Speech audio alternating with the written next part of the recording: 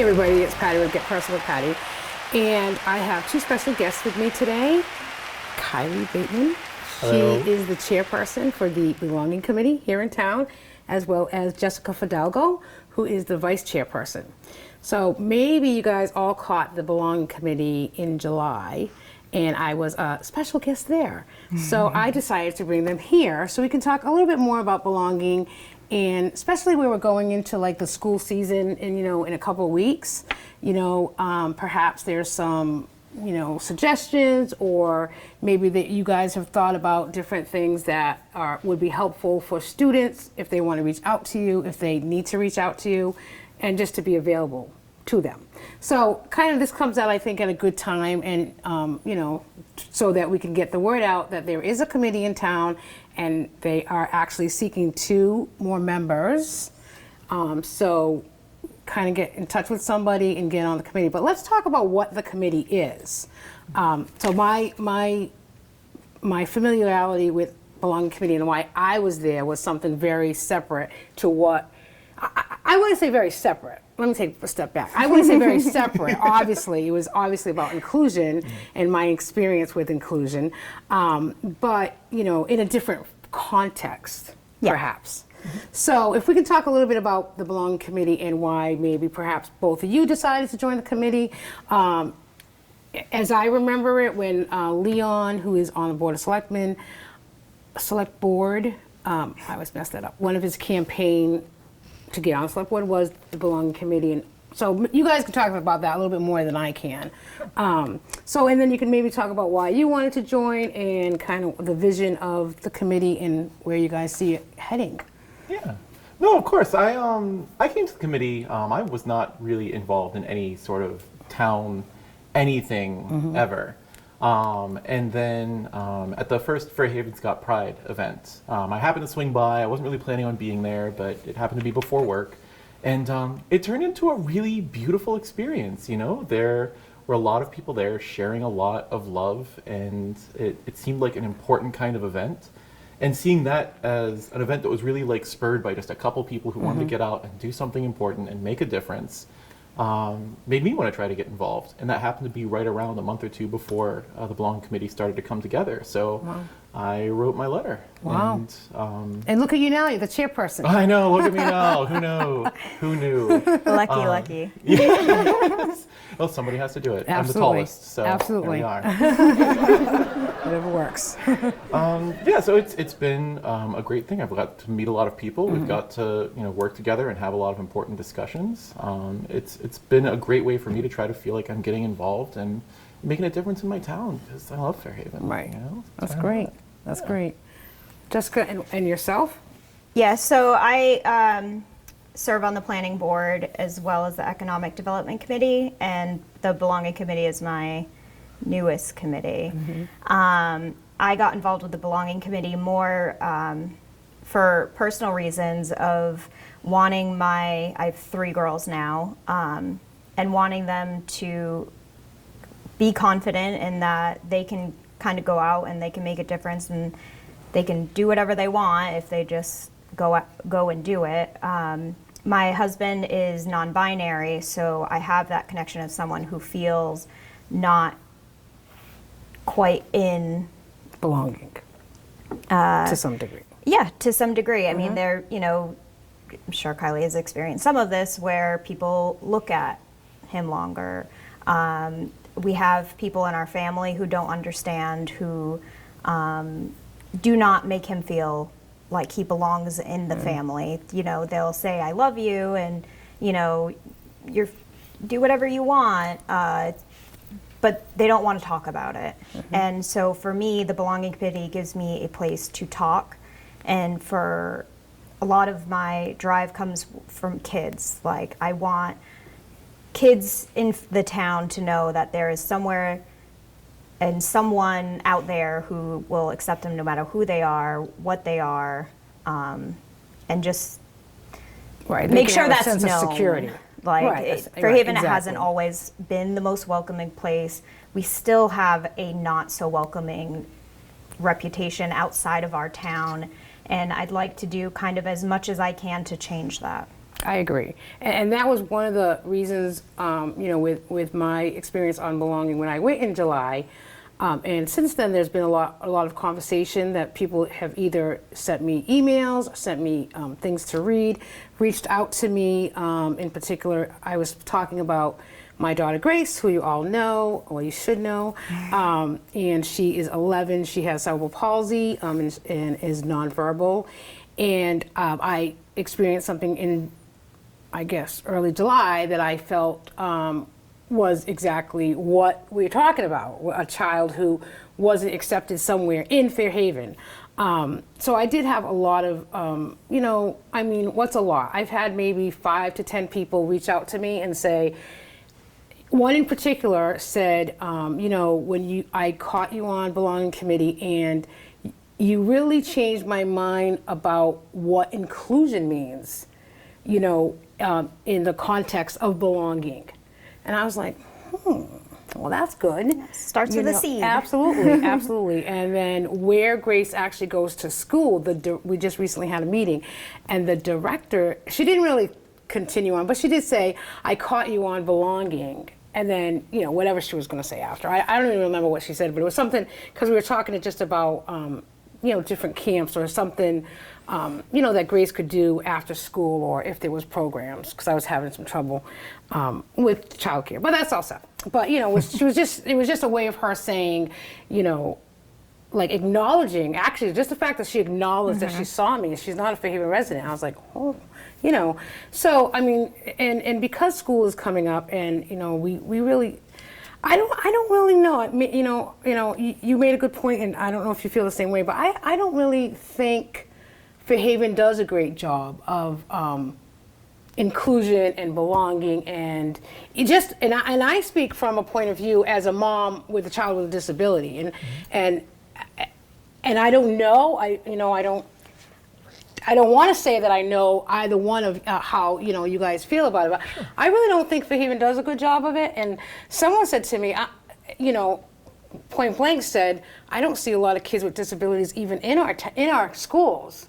And I was just like, well, I'm sure they exist. I'm sure I'm not the only one in Fairhaven that has a child with a disability. Yeah, awareness is an important thing. Absolutely. Right? I mean, since seeing people, actually seeing people really matters. And to clarify, the Belonging Committee, is founded on diversity, equity, and inclusion. So there's several elements to what the committee is, really trying to work with. I have 2 young kids. They're both in Wood School. And to this point, that exposure to the school system has been very positive for them. Good. But we do have non-voting members from different organizations as part of the committee. We do have someone from the school department, and we have a police liaison. I don't think we've gotten a fire. We haven't yet. had a fire. Yeah, there is a spot open, but. Yeah. So it's been an opportunity to kind of work in those conversations for how we connect with people in all the sort of the different parts of town and different places. I think schools are a really important element of that, because a lot of really positive change starts with youth. But we do want to be an available resource for everyone in this town who can benefit from it. And I think when we are all better that way, the whole town feels better. Right? Yeah, Absolutely. the schools, Jill Sullivan is our rep for schools, and they do quite a bit with students in the middle school and high school. They have program or a group for LGBTQ group students. The high school actually has a group that they actually staged the walkout a couple of years ago. So I think the schools, and on the elementary school level, they teach more about acceptance, and I'd say they try their best to cover diversity in that, we're all different people. So I think with our youth, the schools are doing a good job. I think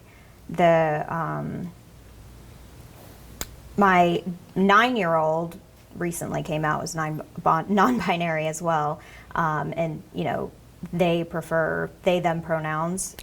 She's born female. They still like cheerleading. They still they just don't feel like they fit in a box. And something that made me really proud was the fact that they think about it at 9.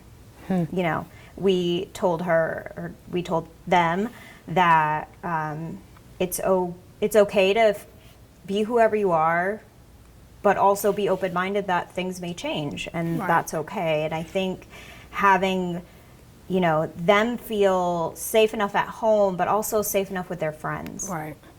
To So how come do you do out is that? pretty amazing, because when I was a kid in Fairhaven schools, it was not so friendly, warm.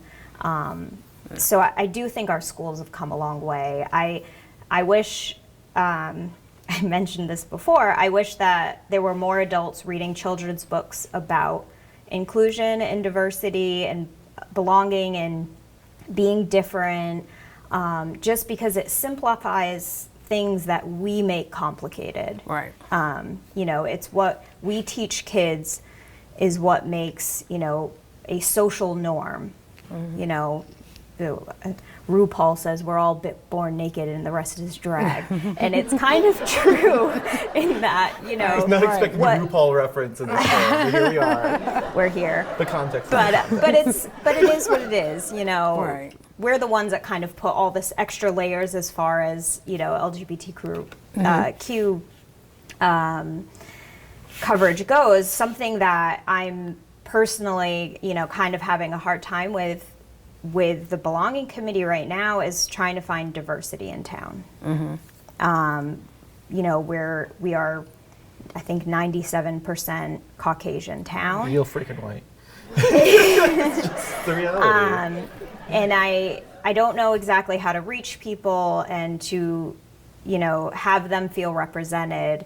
So something that I've been trying to kind of get going with the belonging committee is having someone come in to just kind of tell us, like, what was it like growing up in Fairhaven for you? Or what's Right. something that happened recently in your life? Like with you, it was Grace. So, you know, and then kind of in our next meeting or in that meeting, depending on people's schedules, kind of have a nonprofit or an organization present that says, like, hey, you know, we're here and we're here to help you. And because I don't know how much people know what happens outside of Fairhaven. And, Right. you know, there's tons of organizations out there, and there's lots of different people out there that we just, it's awareness. I mean, Right. You have to tap into them. yeah. Yeah. So I think kind of the belonging committee being, you know, visible for people to know that we're here to help them. Having the belonging committee out at events. You know, we did the 4th of July parade, and I had people contacting me after that. I'd like it on our next agenda meeting about being We'll at write the that down. kids. I've mentioned. Yeah, so we have a very open line of communication. Yes, about being at the Kids Fest. Oh, yes, yeah. Because Yeah, I'd that's like a to good have idea. a little sensory, you know, kind of a booth where we just hear, like, we're coloring and we're Right. relaxing and cooling off, where there's so much excitement going on. So there's kind of things that I think we can do a better job of, you know, bringing that awareness and visibility to people that aren't generally seen. Yeah, I think that's a big part of our mission as we're, like, kind of in really almost the end of a first year, maybe just over a year of being there, is being recognized and having people able to reach out to us and work with us, you know. There's a lot of times where it feels like there's not a lot happening because we want to be present, we want to be engaged, we want to be a resource for people. We don't make policy, and we don't go out and, like, create action on our own. You know, we need people to work with. And that's one of our big goals, is to make sure people know, like, hey, we're here and we will help and we will have these conversations and we will advise, you know, organizations or connect you with resources. Like, that's what we want to be doing a lot. Whether it's advising the select board directly when they have a question, or whether it's making suggestions to, you know, other town organizations, or just, you know, working together with organizations that are already there. That's a lot of what our hope is for the next several months, is to really get that presence out there. And how often do you meet? Once a month. Once a month. So Second Wednesday. Second 6:30. right here at Town Hall. Yes. Yes, So- meetings are open, and of course on Zoom and Fairhaven TV. Yeah. Yeah. Can't do it without Fairhaven TV. Never would I think always of it. like to plug my favorite. But yeah, it is just the meeting that I went to, and I think it was very. I think it came at a good time. It's very much needed in Fairhaven. Yeah. So I do hope people reach out. And I hope the scholars and there's so many organizations in town, and I know we've talked about it before, but I know Fairhaven Rotary wants to have you attend the meeting, and I think you reached out, or there's some communication there a little bit with them, and there's a lot of other committees as well who could just sit down and I don't know everything about everything. Me either. I know you guys are surprised to hear that. But we try. I would say you did it at the beginning of the meeting. The perfect thing to do is, when it comes, people are confused a lot about pronouns, and people are, very defensive of PC culture. And I think, you said the Board of Selectmen, and then you went, wait, the select board, and just acknowledging oh, I said it wrong. That's a huge thing that you can do to make someone's day better by trying to respect what they want to be called or referred to. That takes nearly no effort. And most people, I mess up genders. I try not to. If I do, I apologize. It's, I think a lot of just being considerate means being humble, and I meant to say that earlier, oh, good job. You know why? Because we're so used to all these years saying selectmen. And when we go outside that little box of ours, it's amazing how much it fumbles you. Absolutely. I was going to ask you a question, because you were referring with your daughter saying they and them. So she wants to be referred to as they, but when you say them, does it mean more than one? No. Not necessarily. No, okay. Just Kylie's got an English degree. Okay. So I think it's past tense or something. I don't know how I was just curious, works, because I have seen it, but I didn't know if it, Yeah, I have a new doctor, and tomorrow I'm going to meet them. It's nothing unusual. It's a very common pronoun. Just people can't wrap their heads around it. Right. Yeah. I had a when my husband was the first one that talked about they them pronoun, and I was like, I don't know how I feel about this they them thing. It's a plural, and my husband's like, it's not a plural. You use it as a singular all the time. Stop being so judgmental. And I had to, step back for a second, and then I read this online. Think of a story, and he used the same I went to the doctor and they said, and I was like, oh, crap, he's right. I do it all the time. Why am I putting up a stink? And it's just because it's this different thing that you're not used to. And once you realize different is not bad, it's fine. Yeah, it's other perspectives. It creates no harm to recognize another person's perspective and try to understand and respect that. I mean, and that's so much of everything. Just general empathy creates so much peace and goodness. Just be kind. Yeah. And Don't what form does that take? How does that work? And sure. That's why we're here. So we'll help with. Absolutely. That's why we're here. That's why they're here. That's why we're here. It's not. I think it's worse when maybe you have questions and you don't want to approach someone to ask them, because whether it's you grew up one way and you don't understand it. Yeah. You don't understand it. You don't. I think that's worse, because. So the Human Library Organization, I worked with the library last year to try to be able to, because it's licensed. So we tried to get it here, but we had the wrong format, so we couldn't do it. But they're actually officially coming to the United States, because they're in Denmark or Sweden, I forget where they are. But the Human Library, their whole tag is unjudge someone. Wow. And I like that. They, oh gosh, I lost my train of thought. I hate when that happens. Oh, it's awful. That shows your age, I'm just saying. Oh, God. You don't know. But the Human Library, unjudge someone. Yeah, unjudge someone. It's not an age thing. But the Human Library kind of breaks those barriers. That's what it was. So one of the first stories I read about the Human Library was a grandparent who went to a Human Library event. So at the event you have books. So it's someone who is. People are the books. People are the books. Yeah, they have a story. They're trans. They're poor. They're cool. whatever. And this particular man went to a trans book and asked their book questions that they were afraid to ask because their grandchild had just come out to them as trans, and they had questions that they didn't feel comfortable asking the grandchild because they were afraid that the grandchild would think that they were judging them, or they just didn't feel comfortable having that conversation. So the Human Library Organization actually kind of makes that bridge for people that don't feel comfortable maybe walking up to Kylie and asking about her life story. So I will say in the most public forum possible, I love talking about me. So, I am completely willing to have any conversation pretty much at any time. But yeah, so the Human Library kind of like makes that, like that's the format. Get to know and ask questions openly with a stranger, something you may not feel comfortable asking, or something, someone else may not feel comfortable talking about. And, each person has their own different perspectives, but at least it gives you a opportunity. That's interesting. Yeah. I'm going to try again to get the Human Library here. Yes, I think that would be amazing. I'm not giving up. honestly. Right, Yeah. right. I think that They come too far. sounds great. Yes. And seriously, I want to see it. I'd love Yeah, to. I would. Yeah. I know. That Yeah, sounds I'm- cool. we're- I'd like to do that too. I just want to be a book. We're going to be doing it. Yeah. That's Trying all I it want. again. That's all I've wanted. That's what my English degree is Right. leading me to someday. to be a book. Yes, my career in retail and being a Yeah. book. Yep. Dreams Do you want to fulfilled. give us a synopsis about your life? Oh or- my I mean, God. Well, now that we've opened up the conversation. No, you said this wasn't going to be an hour long. No, it's not. Well, I mean, I know Justice talked about growing up in Fairhaven. I came here from the Carolinas. Okay. I lived in North Carolina and South Carolina for a long time, so Fairhaven has been my home since about 2010.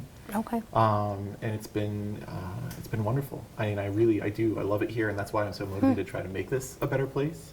I have 2 sons. I've been married. I am trans. Shocking. Surprise. I came out really back in like 2014, so it's 5 or 6 years, but still a relatively recent thing. And that whole process leads to a lot of introspection and a lot of examining roles and examining other people's thoughts on those. It's being very concerned with what other people might think. In that whole process. And sort of I know a lot of the struggles that I went through because I didn't have language or even the ability to conceptualize what I had been feeling my entire life. It was so buried that there was no way to even imagine this without years and years of chipping away. So, I mean, this being part of the belonging committee is not about necessarily, any specific group or any Right. specific element. Like, there are economical elements that we want to address, and there, are racial divides that need to be considered. And I come to it with consideration of all of those elements, but my own personal experiences have what kind of brought me that level of empathy and concern for others. I don't want people to struggle or suffer by being disadvantaged or othered in any way. And I don't know. I'll leave it at that. For the long version, stop me and Stop and Shop. Well, I do think it's great. I think it opens up, like we've said, it opens up a lot of doors for people in Fairhaven to really come out and, acknowledge and not judge people. Yeah, And we could do a lot better there. We could do a lot better, absolutely. But at least we're trying. Well, And, that's it. That's half the battle, I think. I mean, recognizing the struggles of others as a reality. Yeah. Being aware that exists, that it's hard for people out here. You know? Right. And a lot of people have hard times. And Yeah. so what are we doing to make life better for everybody? Right. Right? What are we doing? I don't know. Yeah, it's something that like I wish were an easy fix and a quick fix, and I'd love to just be able to shake someone into understanding, but the reality is I think we have to accept that the little inches that we get of like this is a little bit of progress, but I think we have come, we have progressed in some areas, and like that's great. But it doesn't mean we're done. No. Just keep So- me very positive. Yes. She's very good at that. and I'm Yes. very Well, that's I thankful. am good. That's good. obnoxiously optimistic. Yes. So. I am Yes. as well. And That's I mean, very I good. am, but I'm also more aggressive with my optimism. I'm like, no more, now, Right, go. right. And Yeah, just I think like, I'm we did realistic this. in that. Right. But Well, I mean, good. in a year, the belonging committee has, I think it's been about a year. almost, so, I think November right? makes a year. yeah. Okay, and then Yeah. you just had the second Pride Fair this year, this summer, and that went really well. Yeah. So, and you have been out there, going with the Yeah, parade and I feel like different there's, events. Starts with a seed. Like Yeah. there's this like little thing that we did, and then it'll branch out to if after you were on, I had a couple of people reach out to me, and I was like, oh, this is great. Like 2 more people are now more aware than they were yesterday. And after the 4th of July parade, I had talked to some parents whose kids are going through similar things, and it was like, great, like 2 now more. there's like 5 there's 5 people Right, now. right. And like I will cling on to those 5 people closely, and just kind of, if every time it's 1 or 2 more people, then as far as I'm concerned, like that's progress. Absolutely. Like, All absolutely worthwhile. Absolutely. and I hope my little children running around one day get to reach even more people. Like that's the goal, is that each generation gets a little better. I mean, they're way more accepting than my generation was, and I Than would my think generation mine was. is better than yours. Yeah, And absolutely. Right, absolutely. so we'll get there. Are you saying that I'm the oldest one here?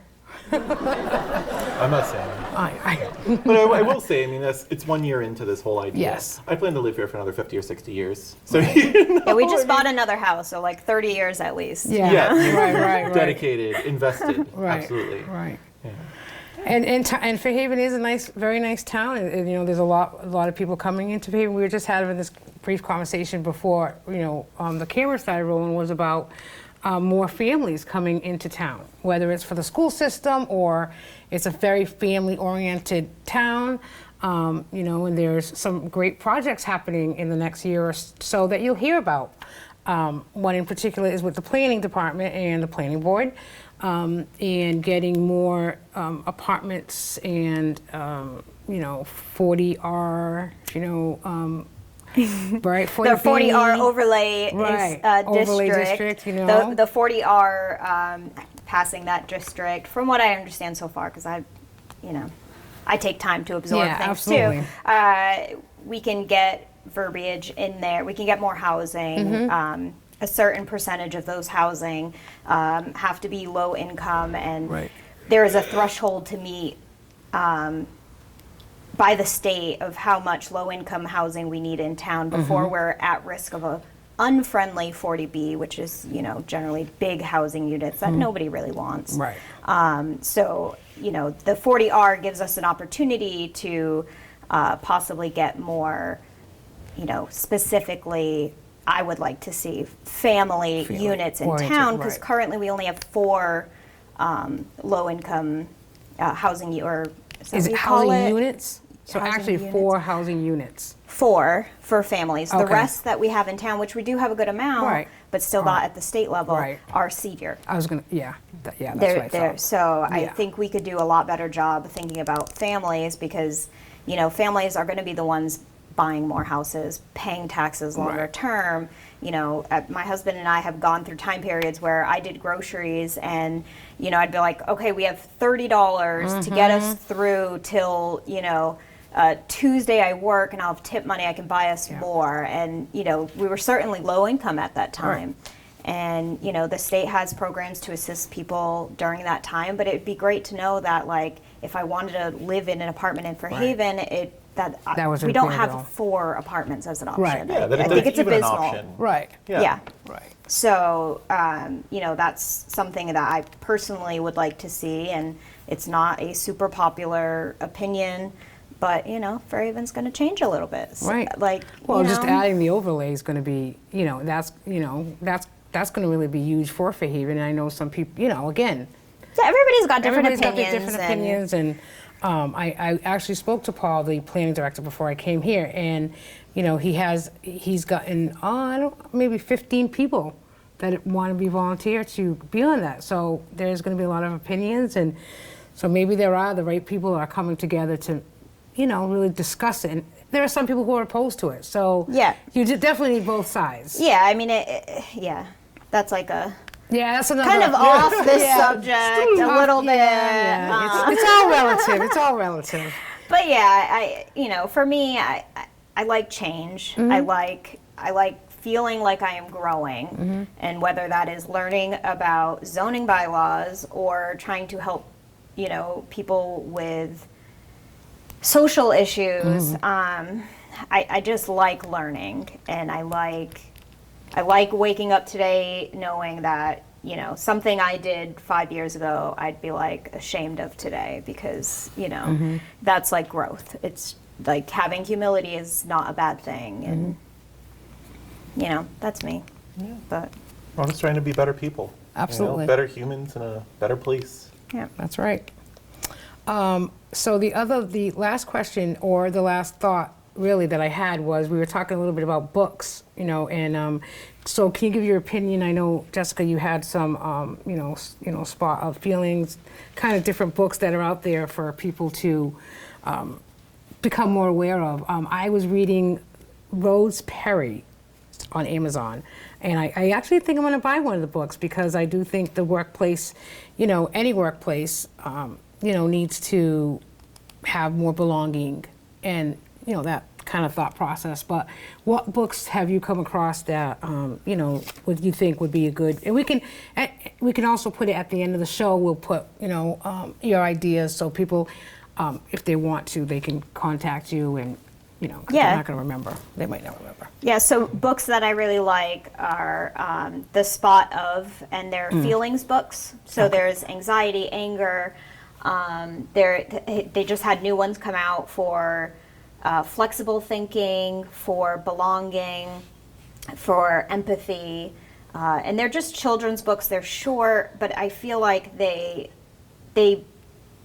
explain emotions so much easier than what our adult brains think of them. Like my kids read those books and it like clicks for them, and I read it and I'm like, I didn't even think of it that like it took me way longer to be like, oh, it's that simple. Oh, wow. And then other books, I like that. Adult books that I like that I think have helped me a lot with empathy and compassion and kind of not judging other people a lot is Bren Brown. And so she has Atlas of the Heart is one, which kind of breaks down all these different feelings that you've never heard of. And then her Daring Greatly book is pretty fantastic. But I'd say those are my two big. There's also a non-binary book, but I don't know the author of that one, for children. And same deal, like as an adult reading it, it's just so simply put that makes me feel foolish that I put so much thought into it beforehand. I'm gonna read this book. Don't look at me. It's not the 80s anymore, Dave. I was gonna ask you. Nobody reads. Some people read. That's a very deep Red Dwarf reference for the fans. No, I honestly, most of the things I've done, I just spend a lot of time on Twitter, and I'm in a lot of communities and forums and conversations. I talk to a lot of people. I'm reading a collection of sci-fi stories. That's what. Okay. Sci-fi. But and again, reading in general does Yes. open you to other thoughts, course. ideas, and perspectives. But specifically on DEI initiatives, I've just honestly read like papers and doing just a slight bit of research, just in informing the committee and sort of writing out what our values were. I just came across a lot of good things that are on my phone over there. So, That you can't have over here. yeah. That's okay. But I have seen some of the books that Jess has recommended. Yeah. And I sign off on them. There is entirely. TED Talk versions as well. Oh, yes, TED Talk. Yes. Yes. Yes. So I you teach can Patty listen to about those TED Yeah. Talks. while you're riding around. I don't even know what TED Talk is. I'm sorry. You get your Bluetooth connection to your phone. You get to listen to a TED Talk Okay. while you're driving back and forth. And That's you know. I'm going to stop that. 'cause You'll There feel is. better for it. I did recently learn two things that I wanted to mention. The Indeed, the job, Indeed, yeah. they actually have now courses that you can take and get certifications in. And the first month is free, and then I think it's like $30 or something after that. But they have about 67 different certificate programs that you could do that all are related to DEI. So there's like a whole bunch of education that any of us can do to learn about something. And then my husband had a DEI meeting at his work, and something that was explained to him, which I've told Kylie, is I always say, like, I love the golden rule. It's so easy, like, treat people the way that you want to be treated, like, so simple. But there's actually the platinum rule, which is treating people the way that they want to be treated, which added this extra, like, what? Like, my mind was blown with the reference of, just because I think that you want this doesn't mean that you actually do. Right. So it, kind of furthers, like, we have to talk to each other a little bit more in order to know exactly what it is that someone does or doesn't want from you. So. Yeah, you have to be able to listen to another person, rather than just trying to think for them. Right. Yeah. But yeah, that was a very easy thing we can do. I love the platinum rule. Yeah. Great one. So on the Fairhaven website, which is www.fairhaven-me.gov, you can go on there under boards and committees and read about what the vision or mission of the Belonging Committee is. So when they say DEI, when we say that, we're talking about diversity, equity, and inclusion. Because, some people would say, well, what are they talking about? What's DEI? Yeah, I So, needed certainly. a little explanation about equity and equality, which I think one of our members had asked during a meeting, was like, aren't we all equal? And I think you had answered. Right. With, I mean, equity is the idea that people are treated with respect to their circumstances to be able to have access to equal levels. Not everybody starts in the same place. Some people are, naturally or socially or economically behind other people, and equity is trying to create that balance. So you can't treat everyone the same way because everyone's circumstances are not the same. And equity seeks to create that balance. Yeah, and I like think that. a lot of people, when they hear DEI, they think diversity, equality, inclusion, when it's Equity. It is not. Yeah, it's a different word. It's an element of justice. This is another way that some comes into the conversation a lot of times.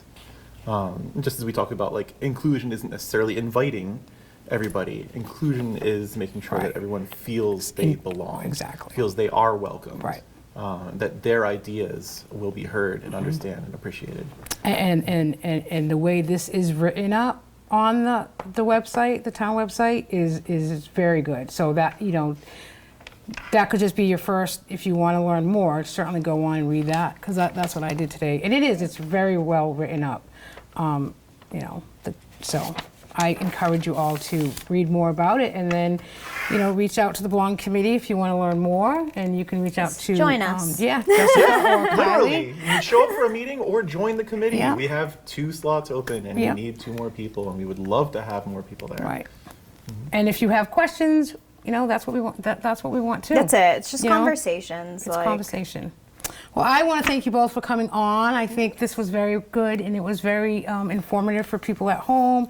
And, I hope that people can, unjudge someone. I a like good that. thing. I like it. I think the title of this one is going to be Unjudge Someone. There's some takeaways. Yes. Definitely. We've got a few quotables. Absolutely. On this one. I wrote them down. So thank you again for coming on. Thank you for having us. We will Thank you see you so much. soon. Okay. Awesome. Bye.